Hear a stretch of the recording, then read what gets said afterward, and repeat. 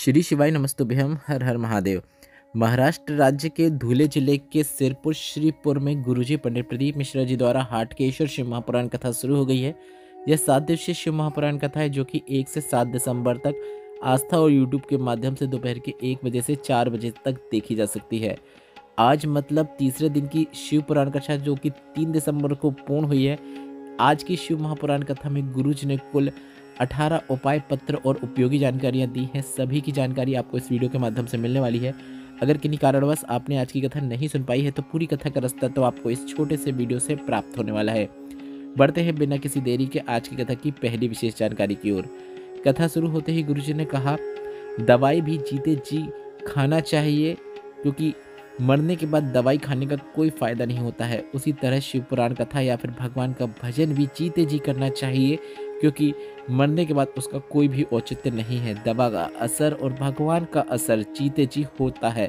बढ़ते हैं आज की कथा की दूसरी विशेष जानकारी की ओर। गुरुजी ने कहा, परोपकार के लिए आप ग्रुप बनाइए जिसमें हम श्री शिवाय नमस्तुभ्यम नाम से उस ग्रुप को नाम देंगे और अपने पास उस ग्रुप की जानकारी रख लेंगे।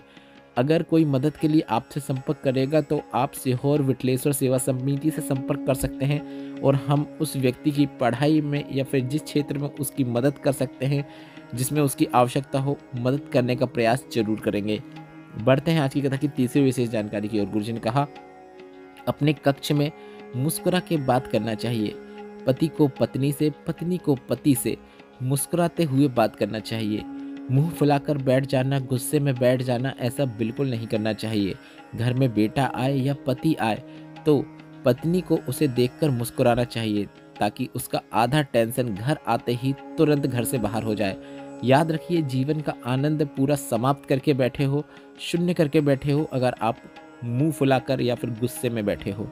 बढ़ते हैं आज की कथा की चौथी विशेष जानकारी की ओर। गुरुजी ने कहा, त्रेता युग में प्राण जाए पर वचन न जाए ऐसा था, पर कलयुग में प्राण जाए पर अहंकार न जाए ऐसा चल रहा है।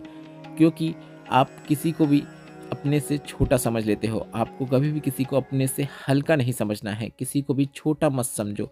एक छोटा सा पत्थर जिसे हम उठाकर घर के बाहर फेंक देते हैं, समय आने पर वह अलमारी को सीधा खड़ा करने के कार्य में उपयोग में आता है। किसी को छोटा मत समझो। छोटा भी शंकर की कृपा से एक दिन अवश्य बड़ा हो जाता है। बढ़ते हैं आज की कथा की पांचवी विशेष जानकारी की ओर। प्रशांत पाटिल जी पतलीकर आए जिसमें लिखा, मेरी माँ रोज शिव पुराण कथा सुनने को कहती थी पर मैं सुनती नहीं थी। तभी एक दिन मन में आया कि माँ अब रोज कहती है, क्यों ना शिव पुराण कथा सुनी जाए। मैंने मेरे पति से टीवी में कथा सुनने को कहा पर पति ने गुस्सा होकर टीवी ही बंद कर दिया। पति का मना करने पर भी मैंने पति को लेकर मालेगांव की कथा सुनने पंडाल में गई। कथा में बैठकर पंडाल में बैठकर पति का तो मन लग गया पर मेरी आंख लग गई। हमने एक दिन की कथा पंडाल में बैठकर सुनी। हमने हमारे मेडिक्लेम के लिए कामना करी थी और अगले ही दिन हमारा मेडिक्लेम लग गया। उसी का आभार व्यक्त करने हम कथा पंडाल में आए हैं। बढ़ते हैं आज की कथा की छठवीं विशेष जानकारी की ओर। मानवी जी पतलेकर आई जिसमें उन्होंने लिखा, मेरी छोटी बेटी काव्या की आयु 5 वर्ष है। वह न बोल पाती है न चल पाती है, बिस्तर पर पड़ी रहती थी। हमने बहुत इलाज करवाया पर कहीं से कोई लाभ नहीं हुआ। डॉक्टर ने कहा कि यह बच्ची न बोल पाएगी न चल पाएगी। बेंगलोर में जांच हुई तो पता चला कि उसे डाउन सिंड्रोम नाम की बीमारी हो गई है जिसके कारण ऐसी स्थिति बनी रहती है। किसी ने कहा कि सीहोर के महाराज की कथा सुनना शुरू करो। रुद्राक्ष महोत्सव में जाकर हमने रुद्राक्ष लेकर आ गए। कंकड़ शंकर का पूजन करके आ गए। रुद्राक्ष का जल शिवलिंग पर चढ़ाकर बेटी को उसका आचमन कराना शुरू किया। आपकी कथा पंडाल में बैठकर सुनी, बेटी को भी सुनाई। बेटी को कथा पंडाल की जमीन में मिट्टी में सुला देती। आज मेरी बेटी बोलने लगी है, चलने लगी है, स्कूल भी जाने लगी है। उसी का आभार व्यक्त करने हम कथा पंडाल में आए हैं। बढ़ते हैं आपकी कथा की सातवीं विशेष जानकारी की ओर। गुरुजी ने कहा, हमसे किसी ने पूछा, क्या प्रेम अंधा होता है? हमने कहा, हाँ प्रेम अंधा होता है। जब एक माँ की गर्भ में बच्चा आता है तो बगैर उसे देखे माँ का उसके प्रति अटूट प्रेम हो जाता है। बच्चा बीमार हो या फिर किसी भी प्रकार की समस्या से ग्रसित हो फिर भी माँ का मन वैसे ही उसे प्यार करता है जैसे सभी उसके बच्चों को करता है। बढ़ते हैं आज की कथा की आठवीं विशेष जानकारी की ओर। गुरुजी ने कहा, 9, 10 और 11 दिसंबर तक त्रिवेणी शिव पुराण कथा दुबई में होगी। दुबई में कथा का समय दोपहर के 11 बजे से रहेगा पर भारत में इसका प्रसारण दोपहर के 1 बजे से 4 बजे तक चलेगा। बढ़ते हैं आज की कथा की 10वीं विशेष जानकारी की ओर। गुरुजी ने बताया कि दुबई की शिवपुराण कथा के बाद अगली शिवपुराण कथा 15 से 21 दिसंबर तक मेरठ में होगी, जिसका कथा स्थल का एड्रेस है अध्ययन पब्लिक स्कूल सेक्टर 4C शताब्दी नगर प्रतापपुर। इस कथा का समय दोपहर के 1 बजे से 4 बजे तक रहने वाला है। मेरठ की शिवपुराण की कथा के बाद लखनऊ में शिवपुराण कथा होगी और इस कथा का समय में थोड़ा बदलाव है। लखनऊ की शिवपुराण कथा का समय दोपहर के 2 बजे से शाम के 5 बजे तक रहने वाला है। बढ़ते हैं आज की कथा की 11वीं विशेष जानकारी की ओर। गुरुजी ने कहा, कभी कोई आपसे पूछे कि क्या किसकी कथा आप देख रहे हैं, किसकी कथा चल रही है, तो आपको यह नहीं बोलना है कि सीहोर वाले महाराज की कथा चल रही है। आप उसे क्यों बेवकूफ़ बना रहे हैं। आपको तो यह कहना है कि मेरे पिता भोलेनाथ की शिवपुराण कथा चल रही है, क्योंकि शंकर की शिवपुराण कोई मनुष्य नहीं करा सकता, ना ही कोई मनुष्य वाच सकता है। शंकर की शिवपुराण कथा शंकर ही वाच रहे होते हैं, शंकर ही सुन रहे होते हैं और शंकर ही करा रहे होते हैं। बढ़ते हैं आज की कथा की 12वीं विशेष जानकारी की ओर। गुरुजी ने कहा, 2 चीज़ हैं, एक है हैसियत और एक है इंसानियत। हैसियत देखकर दुनिया के लोग तुम्हारे हो सकते हैं, पर इंसानियत देखकर देवाधिदेव महादेव तुम्हारे हो जाते हैं। बढ़ते हैं आज की कथा की 13वीं विशेष जानकारी की ओर। ममता जी पत्र लिख रहा है, जिसमें लिखा, शादी के 22 साल निकल गए थे पर संतान का सुख नहीं था। डॉक्टरों को भी दिखाया पर संतान सुख नहीं हुआ। ऐसा कोई डॉक्टर नहीं था, देवता नहीं था जिसके द्वार नहीं गए हों। लॉकडाउन में पहली बार आपकी कथा सुनना शुरू किया। सीहोर जाकर कंकर शंकर का पूजन करके रुद्राक्ष लेकर आ गए। बाबा की कृपा से शादी के 22 साल बाद संतान की प्राप्ति हुई है, उसी का आभार व्यक्त करने हम कथा पंडाल में आए हैं। बढ़ते हैं आज की कथा की 14वीं विशेष जानकारी की ओर। गुरुजी ने कहा, अब की बार रुद्राक्ष महोत्सव फरवरी 2025 में होगा। आपको उस रुद्राक्ष महोत्सव में प्रयास करना है कि अपने आस पड़ोस के लोगों को लेकर वहां पर कंकर शंकर की धरा में आकर, कुबेरेश्वर धाम में आकर कथा का आनंद जरूर प्राप्त करना है। बढ़ते हैं आज की कथा की 15वीं विशेष जानकारी की ओर। प्रशांत जी पत्र लेकर आए, इसमें लिखा, मैं 2 साल से MPSC की परीक्षा की तैयारी कर रहा था पर रिजल्ट मेरे पक्ष पे नहीं आ रहा था। बहुत निराश हो गया था। मेरी माँ ने आपकी शिवपुराण कथा के बारे में बताया और रोज़ मैं मंदिर जाने लगा। शिवलिंग पर जल चढ़ाने को कहा। मैंने शिवलिंग पर जल चढ़ाना शुरू किया। आपके बताए अनुसार 4 गुना अधिक मेहनत करना शुरू किया। सीहोर के कुबेरेश्वर धाम भी होकर आया।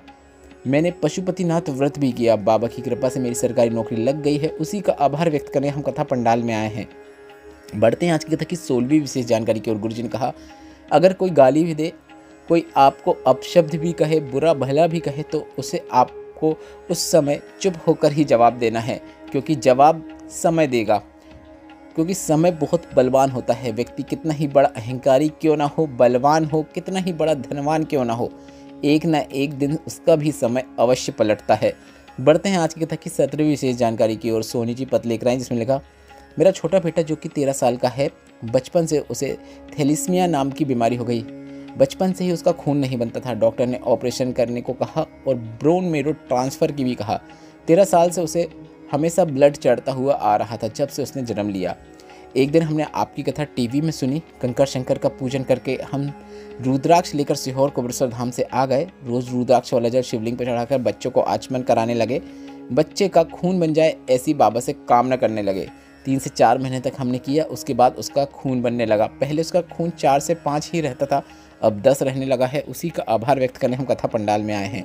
बढ़ते हैं आज की कथा की 18वीं विशेष जानकारी की ओर। वैशाली जी पत्र लिख रहा है, जिसमें लिखा, एक दुर्घटना में मेरे पति का देहांत हो गया। मेरी 2 बेटियां हैं। मेरी बेटी कहती है कि माँ, क्या भगवान साथ देते हैं, क्योंकि हमारे पिता चले गए, अब हम क्या करेंगे। अंदर से बहुत टूट गई थी। आपकी कथा सुनना शुरू किया। आपके बताए अनुसार मंदिर जाना शुरू किया। बेटी को मैंने कथा पंडाल में बैठकर कथा सुनाई और सीहोर कुबेरेश्वर धाम से रुद्राक्ष लेकर आ गए। बाबा की कृपा से मेरी बेटी का चयन महाराष्ट्र पुलिस में हो गया है, उसी का आभार व्यक्त करने हम कथा पंडाल में आए हैं। बढ़ते हैं आज की कथा की 19वीं और अंतिम जानकारी की ओर। गुरुजी ने कहा, यह जहाँ पर शिवपुराण कथा हो रही है, यह सिरपुर के जो जजमान हैं, यह पहले जजमान है, क्योंकि जहाँ पर हम रुके हुए हैं वहाँ पर वे हमसे 25 बार आकर पूछते हैं कि क्या आपको कोई चीज़ की कमी तो नहीं है। इतना आज तक किसी भी जजमान ने हमसे नहीं पूछा। उसी का हम जजमान का आभार व्यक्त करना चाहते हैं। आज की कथा से अगर आपको आनंद की प्राप्ति हुई है तो इस वीडियो को लाइक करके कमेंट बॉक्स में हर हर महादेव अवश्य टाइप कीजिएगा। हमने आपके लिए व्हाट्सएप चैनल बनाया है, जिसमें हम आपको रोजाना की तिथियों की जानकारी के साथ साथ सूर्य उदय और सूर्य अस्त के समय की भी जानकारी देते हैं, ताकि आपको ब्रह्म मुहूर्त और प्रदोष काल का समय का सही ज्ञान हो जाए। साथ ही हम जो व्रत आते हैं एकादशी प्रदोष, तो प्रदोष काल का क्या समय होता है, साथ ही साथ एकादशी कब रखना है, कई ऐसी उपयोगी जानकारी हम आपको व्हाट्सएप के माध्यम से रोजाना देते हैं। तो व्हाट्सएप चैनल की लिंक मैंने कमेंट बॉक्स में पिन कर दी है। व्हाट्सएप में फॉलो करना बिल्कुल फ्री है, तो कमेंट बॉक्स में लिंक जो दी गई है उसमें टच करके आप हमें व्हाट्सएप में भी जरूर फॉलो करें। श्री शिवाय नमस्तुभ्यम। हर हर महादेव।